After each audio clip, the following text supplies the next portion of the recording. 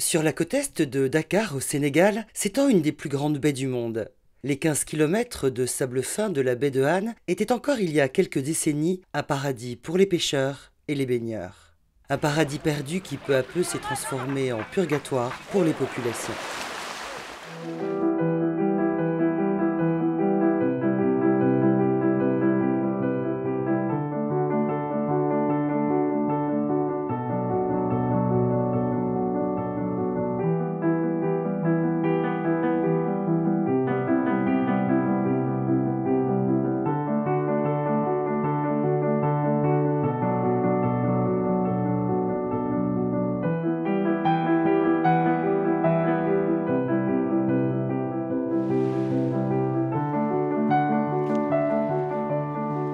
Ancien gendarme et chef d'un des quartiers de la commune, Malang est affecté à la brigade de Han au début des années 60. Il se rappelle avec nostalgie du temps où les Dakarois venaient nombreux profiter des eaux limpides de la baie. Il y a une trentaine d'années, la plage de Han était comme Rio de Janeiro au Brésil. Ordures abandonnées à même la plage, absence de réseau d'évacuation des eaux usées, pollution industrielle, voiries impraticables, inondations, autant de plaies qui se sont abattues sur cet Eldorado et qui au fil du temps ont transformé la baie et le village de Han en dépotoir insalubre. En cause, l'absence d'un plan d'urbanisme dans un quartier qui a vu sa population passer de quelques centaines d'habitants à peine à plusieurs dizaines de milliers. Vous savez, il y a eu des populations qui sont venues de l'extérieur du Sénégal pour venir habiter Han. Les plus pauvres ont choisi Han parce qu'il n'y avait pas de contrôle. À l'époque, c'était le dignitaire, l'ancien chef de village, qui donnait les parcelles comme ça, gratuitement. La pêche, principale ressource économique, souffre de la pollution qui empoisonne la baie. La santé des plus jeunes est menacée par les coliformes et les bactéries qui se sont développées et provoquent de graves pathologies. Pourtant, au début des années 80, un projet de dépollution et de rénovation avait été envisagé. Le manque de concertation et de moyens avait fait échouer l'initiative. Étant jeune, je me souviens, moi, en 84 déjà, mon défunt père parlait de restructuration du quartier, de ce quartier. C'est un projet allemand. Les papas, on était encore jeunes. Les papas et les mamans qui étaient là, on dignait. On l'a envoyé à Dalifort. Ouais. Ils ne croyaient pas parce que bon, c'est un village traditionnel où ils sont encore ancrés dans leur tradition. Aujourd'hui, un plan de grande ampleur a finalement vu le jour. Initié par un financement de l'Union européenne, la restructuration totale de la commune de Han va pouvoir démarrer. En étroite collaboration avec l'État, c'est la délégation de l'Union européenne au Sénégal qui supervise la bonne exécution des travaux. C'est le ministère de l'Urbanisme, à travers la Fondation Droit à la Ville, qui nous propose ce projet. Et donc, ensemble, avec le ministère des Finances et l'Union européenne, on évalue la priorité de ce projet et on donne ensuite notre accord pour le financer. C'est un projet d'un coût global de 19 534 000 €, dont 2 134 000 € de contribution du gouvernement du Sénégal. Donc c'est un projet, encore une fois, qui est extrêmement important et qui permettra d'améliorer le caractère urbain de ces quartiers traditionnels. Convaincre une commune de 50 000 habitants des bienfaits de travaux qui s'étaleront sur 4 années a donné lieu à d'interminables palabres. De nombreuses interrogations demeuraient quant à la faisabilité du projet. Combien de maisons devraient être en partie ou totalement démolies pour élargir la voirie? Le délicat problème des inondations serait-il résolu? Quelles seraient les retombées sur les activités économiques? Et surtout, les familles dont les maisons auront été détruites bénéficieront-elles d'un nouveau logement au sein même du village? C'est là qu'intervient la Fondation Droit à la Ville. Mandatée par le ministère des Finances, la Fondation a pour but principal d'évaluer la nature des travaux et de les mettre en place en concertation directe avec la population. À base du travail, c'est le plan de restructuration qui est validé avec les populations. C'est eux qui ont décidé de là où les voies doivent passer, de telle ou telle, et les réserves d'équipement de telle ou telle maison qui doit être impactée. Si aujourd'hui l'adhésion est unanime, il aura fallu près de 3 ans pour convaincre les nombreux opposants des avantages économiques et sociaux du projet. Les réunions là, c'était vraiment houleuse. Des réunions où, on ne s'entendait pas tellement. Parce que pour certains, c'était des bluffs. Pour d'autres, ça aura un début mais pas une fin. Ouais. Chacun en tout cas il y allait de sa propre interprétation. Mais nous à notre niveau, nous y croyons après. On a dit que c'était possible. On a sensibilisé les gens parce que beaucoup ne voulaient pas.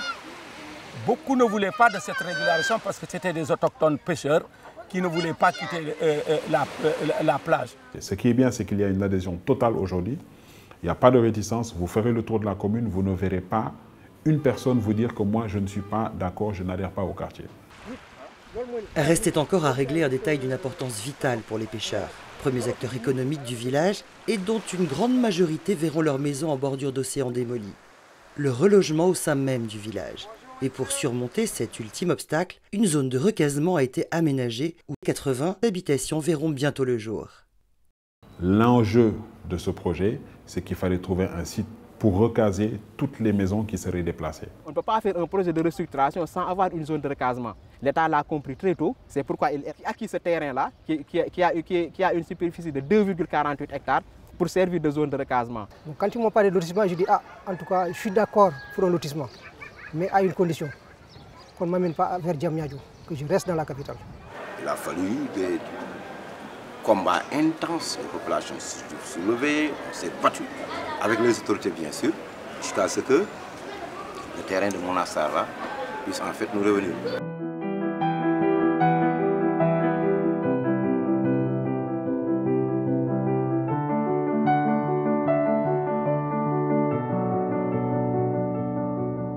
Dernier argument qui influença positivement les plus récalcitrants, l'obtention d'un titre foncier. Jusqu'à présent, les ventes se faisaient de gré à gré, les legs par héritage et sans aucun contrôle des services de l'État.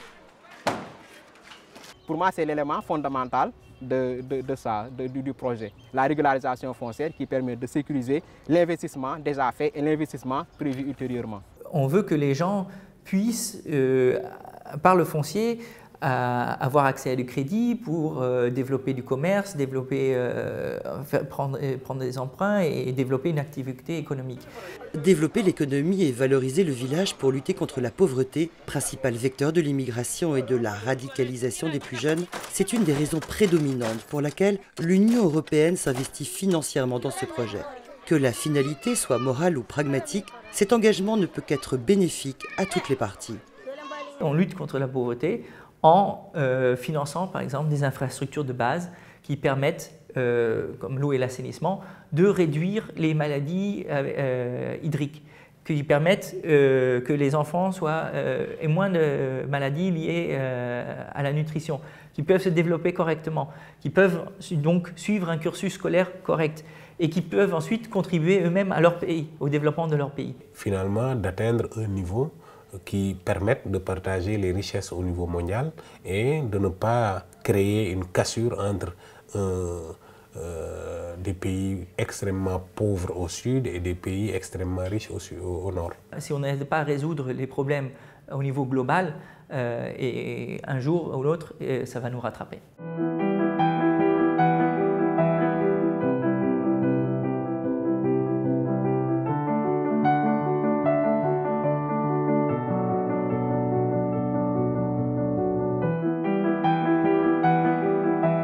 La fin de cet immense chantier est prévue pour octobre 2020.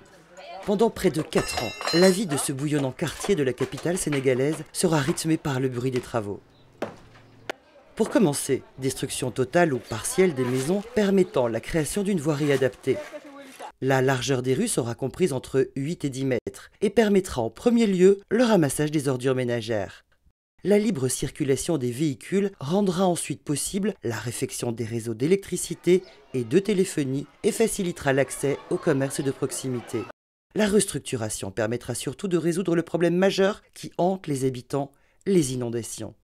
Durant les 4 mois que dure l'hivernage, la saison des pluies, la majeure partie du village est en effet envahie par les eaux. La grosse épine qu'on nous enlève du pied, c'est les inondations. Parce que quand vous n'avez pas un système d'évacuation, que vous rentrez dans une maison et que vous faites 2-3 marches et vous voyez que vous êtes dans un trou, la question que vous allez vous poser, c'est qu'en période d'hivernage, qu'est-ce qui se passe? On a énormément de problèmes d'assainissement. Quand il pleut, tu ne dors pas. Tu es obligé de prendre ton seau pour évacuer l'eau. tu vois, on habite à quelques mètres de la mer, mais on n'a pas d'assainissement. Maintenant, la situation est beaucoup préoccupante. C'est grave. En saison de pluie, tu ne marches pas dans le village, c'est pas possible. Oui, il n'y a pas de réseau d'assainissement. C'est inexistant. La fin des inondations passe également par une remise à neuf complète des réseaux d'assainissement. Actuellement, des rejets et stagnations en de nombreux endroits d'eau insalubre mettent en danger la santé des plus jeunes. Les conséquences sanitaires sont dramatiques. Que ce soit sur la plage ou dans le village, les écoulements dus au débordement de fosses septiques favorisent le développement de micro-organismes pathogènes et de coliformes fécaux qui amplifient les risques de dermatose, hépatite ou salmonellose. Les enfants ont toujours des maladies, surtout les maladies diarrhéiques. Il y a aussi les maladies de poumons. Il y a les vers. Chaque 6 mois, on déparasite les enfants. Parce que l'eau qu'ils consomment n'est pas de bonne qualité. Et les gens ne croient pas encore que la mer est polluée.